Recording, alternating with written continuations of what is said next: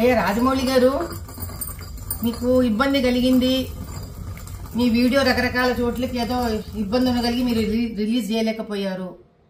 ఎవరి కష్టాలు వాళ్ళకు ఉంటాయి, కాదనట్లేదండి.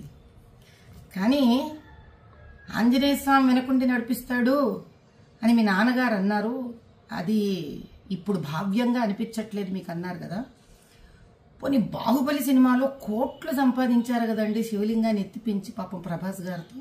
అప్పుడేమన్నా శివుడి మీద ఏమైనా దానకం చదివారా మీరేమన్నా? ఏ శివాలయానికి ఏమన్నా దాన ధర్మాలు చేశారా? ఆ రోజు చేసింది లేదు, ఈ రోజు తిట్టుకోవడం ఎందుకండి ఆంజనేయ స్వామిని చెప్పండి.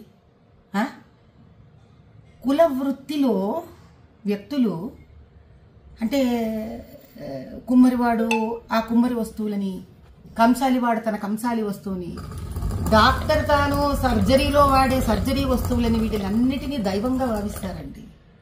భగవంతుడు డబ్బు సంపాదనకి వాడుకోండి, కాదనట్లేదు. కనీసం డబ్బు సంపాదనకి ఉపయోగపడ్డాడు భగవంతుడు అని ఆయన పట్ల ఒక గౌరవం ఉంచడం మీలాంటి వాళ్ళకి, మాలాంటి వాళ్ళకి, మనందరికీ సామాజిక స్ఫూర్తిగా ఉండాలి.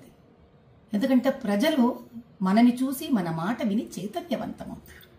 అంత బేలలాగా మీరు ఎవరో ఏదో షాట్లు మీకు కొట్టేశారు కాబట్టి మీకు ఆంజనేయ స్వామి వెనక లేడని మీరు భావించడం, ఆ తర్వాత వెంటనే సమస్య తీరిపోగానే చిన్నపిల్లలాగా వేసేసుకోవడం, ఇంకా నిలకడెక్కడుంది రాజమౌళి గారు మీ అంత పెద్ద మనిషికి కూడా?